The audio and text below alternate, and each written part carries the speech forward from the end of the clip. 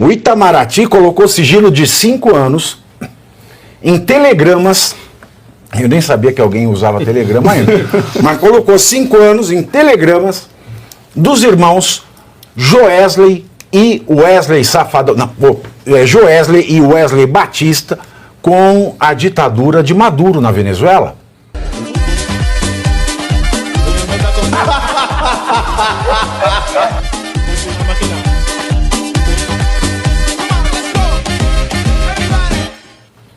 Estão preparados para ouvir esta?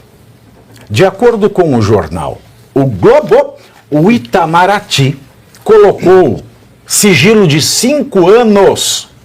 Escuta essa, Luiz Arthur Nogueira.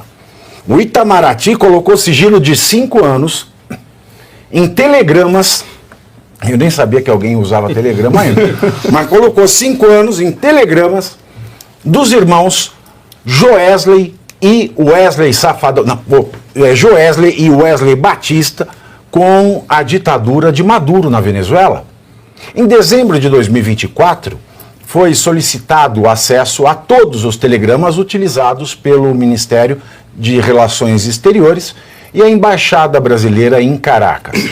Entre os assuntos tratados está um relato de visita entre os irmãos Batista e Pedro Tellechea, ministro venezuelano que cuida do petróleo do país. E essa não é a primeira vez que o governo Lula mantém sigilo em assuntos com a Venezuela. O último caso foi nas eleições presidenciais, em julho do ano passado, quando o Itamaratinho, vou chamar de Itamaratinho agora, então o Itamaratinho impôs o mesmo sigilo para 6 ofícios enviados pela diplomacia brasileira ao TSE sobre as eleições na Venezuela. E vale lembrar também que quando os irmãos Batista, que compraram a Âmbar, né, empresa do setor energético, receberam um benefício bilionário do governo brasileiro, repassando uma dívida à população pobre, o ministro de Minas e Energia negou que tivesse qualquer relação com os irmãos Batista. E depois o jornal Estado de São Paulo nos revelou que, acho que foram 12, por aí, foram mais de 10 visitas não registradas de executivos do grupo dos irmãos Batista ao gabinete do ministro de Minas e Energia. Até quando, professor Suano? Até quando? Até quando o sigilo ou até quando a pouca vergonha de se relacionar com ditaduras? Pouca vergonha. No caso da pouca vergonha de se relacionar com ditaduras, isso está na essência, está no espírito deste grupo que está no governo. Por qual razão? Porque eles não trabalham com a democracia. Eles trabalham exatamente com regimes autoritários, porque eles têm a essência autoritária. Agora, o mais interessante, você encontra aí a imposição de um sigilo para uma negociação de uma empresa brasileira com o regime de Maduro. Mas é uma empresa que está interessada na produção de energia. Por qual razão? É que no norte do Brasil a gente importava energia elétrica da Venezuela. Isso é uma das coisas uma das maiores aberrações, um dos maiores absurdos que você pode imaginar. Por qual razão não faz as linhas de transmissão chegarem das usinas ou se constrói usina? Eu sou defensor da construção de usinas nucleares, por exemplo, que eu acho que são mais limpas do que causam menos dano ao meio ambiente do que as usinas hidrelétricas. Como dizia o Enéas, sabe o que o povo quer? A bomba atômica. Mas aí que está o detalhe, a usina nuclear ela não gera bomba atômica. A usina nuclear, o grande problema da usina nuclear é a segurança e os dejetos, aquele que é o lixo. O que você faz com o lixo? Os Estados Unidos está trabalhando com usinas de 6ª geração e a produção de uma reciclagem do lixo para que o lixo se torne combustível. E o sonho deles é chegar a que 98% do lixo seja combustível, para não restar quase nada. Mas a gente aqui no Brasil já não tem Angra 1, Angra 2 e Angra dos Reis? É que exatamente não funciona. Mas e eu já encerro para a gente, para só pensar, o grande questão é você colocar sigilo para uma relação de uma empresa que, inclusive, pede benefícios do BNDES. Ou por qual razão que as empresas a JBS conseguiu entrar no mercado de carne lá nos Estados Unidos? Porque comprou a Swift. Eu não sei se comprou com dinheiro próprio ou comprou com empréstimo. Não, quem dera fosse. Não sei se foi com recursos próprios ou com empréstimos maravilhosos que possam ter vindo do BNDES. Não sei como afirmar, não sei de onde veio. Mas a questão é, porque usam empréstimos dos recursos brasileiros. Esse que é o grande problema. Então já não é mais uma relação de uma empresa privada e não deveria ter sigilo. E não deveria nem envolver o Ministério das Relações Exteriores. Porque se é para fazer isso, deveria trabalhar como os americanos trabalham. Sabe como é que os americanos trabalham? Ele defende as suas empresas, mas tem um detalhe. Se uma empresa americana fizer algum ato ilícito em qualquer país, essa empresa é processada no próprio país, ou seja, nos Estados Unidos. Não é nem processado no país onde fez algo errado. Então nós deveríamos ter esse tipo de comportamento. Se é para fazer isso e botar o Ministério das Relações Exteriores para defender a empresa brasileira, essas empresas, uma vez acusadas e condenadas em outros países, deveriam responder aqui também. Porque é assim que os americanos agem.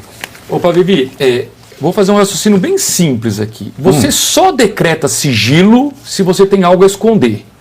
Você não vai colocar sob sigilo algo que você quer que seja transparente. Então, para mim é muito simples. É verdade, né? Você já pensou que se a pessoa tá saradona, ela fica postando fotos sem camisa na rede social. Aí ela tá toda fora de forma, é só de roupa. Não é? Claro. A mulher, quando é jovenzinha, a Ana Paula, né? A Nair Belo que contava, né? Isso.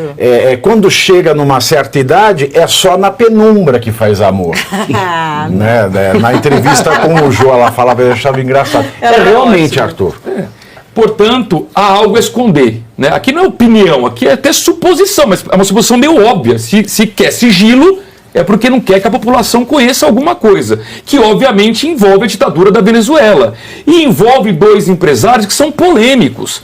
Polêmicos porque tomam bilhões e bilhões de reais emprestados do BNDES. Quando não ganham do governo. Quando não ganham do governo, a juros subsidiados pelo imposto pago pela população. Porque quando você toma empréstimo no BNDES com juros menores do que de mercado, quem paga a conta é a população através de impostos. Isso precisa ficar muito claro. É um dinheiro dado quase de graça, às custas dos impostos. E vamos lembrar que Joesley Batista foi quem gravou o ex-presidente Temer e acabou com o governo dele. Ele mudou a história do Brasil. Exatamente. Não foi pouca coisa, não. Não, é aquele vídeo lá que ele fez. Aí o Fantástico, uma bomba, uma revelação. Tem que manter isso aí. Ninguém ouviu o que ele falava, mas é verdade, foi o Joesley. E vale lembrar também como é que a empresa... Ela pega dinheiro do BNDES, a juros subsidiado, ou seja, dinheiro nosso, para que a gente receba menos do que o dinheiro ele se defasa com a inflação. E essa empresa que recebe dinheiro nosso pode fazer negócio com um país que recebeu dinheiro nosso e não paga. Exato. É muito louco isso. E teve também toda essa... Valendo lembrar que o Joesley, não sei se foi o Wesley ou o Joesley, mas foi um dos Wesleys. Fizeram esse vídeo comprometendo a gestão do presidente Michel Temer. O Joesley. Né, um golpe de Estado, claramente, uma tentativa de... Isso foi tentativa. Porque usou-se ali de meandros, aquilo foi desprezível. E vale lembrar que o Maduro, no final do ano passado, ele fez sérias acusações à urna no Brasil. Ele fez sérias acusações ao sistema eleitoral brasileiro. O Maduro fez. E do lado de cá teve um silêncio absoluto quanto a isso. Em especial do STF, que é muito reativo. Aqui no Brasil, por exemplo, não se pode falar, então nós não falamos. A gente pode falar que o Maduro falou. Então não vamos entrar nesse assunto. Mas ele, como um dos homens mais ricos do mundo, Joesley, fica preocupante isso, não?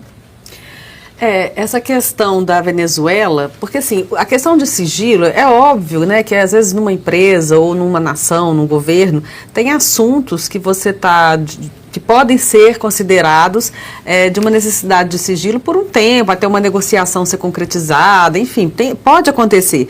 Mas isso não pode ser a regra. Mas quando a gente fala da relação do Brasil com a Venezuela, e aí nós estamos falando também de, acho que 5 ou 6 ofícios que foram trocados durante aquele período em que se estava discutindo a questão das eleições da Venezuela, acho que a população brasileira deve e merece saber o que tinha nesses ofícios, o que estava sendo discutido. Afinal de contas, o Brasil, nesses ofícios, aponta alguma irregularidade ou mantém-se sempre ao lado desse ditador? Porque nós não queremos ter relação com nenhum ditador no mundo e estamos tendo por causa do governo que nós temos hoje.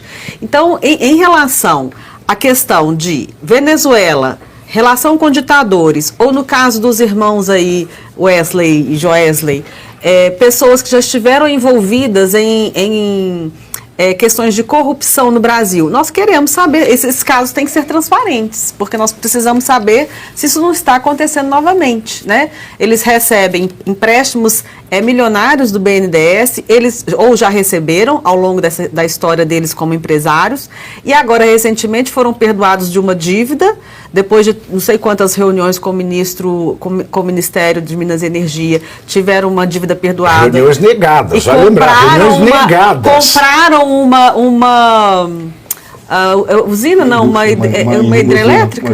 Uma usina hidrelétrica que ninguém no mercado queria comprar, não valia nada. Passou a valer por causa desse perdão. E já fez negócio com o governo, Âmbar, exatamente. Né? Já fez então, negócio esse com o tipo governo. de relação, ela é muito obscura e nós precisamos saber o que está acontecendo.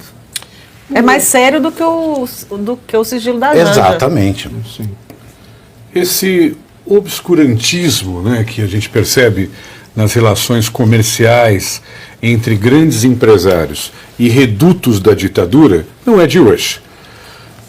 Presidentes africanos, ditadores ao redor do mundo têm feito negócios com empresas brasileiras. A Lava Jato mostrou através das construtoras, através de grandes empresários brasileiros, que sempre haviam negócios escusos, com muito interesse. Por quê?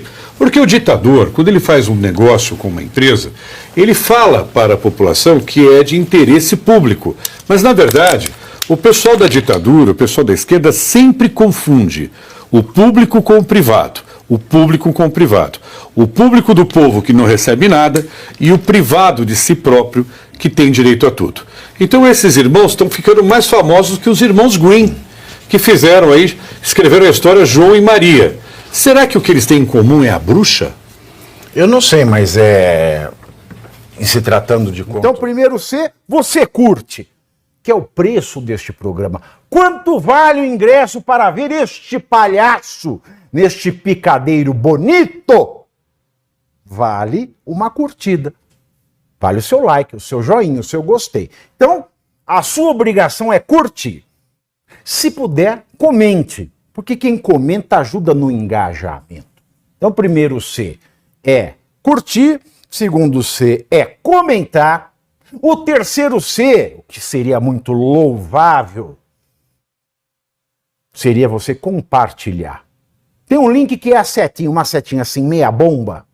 Sabe aquela, a setinha da pipa do vovô que se esforça? Você vai lá, copia o link, cola no seu Orkut, no seu Facebook, no WhatsApp, no Telegram, manda sinal de fumaça, pombo correio, não é pombo correio do banheiro, é o pombo correio que leva as mensagens, você passa para todo mundo que você gosta, para quem você não gosta, você também passa. Então, ó, curtiu, comentou, compartilhou, e se puder, se quiser, se o seu bolso comportar, e se seu coração assim permitir, contribua com este programa que vai substituir o Jornal Nacional. Olha que pretensão maravilhosa, hein?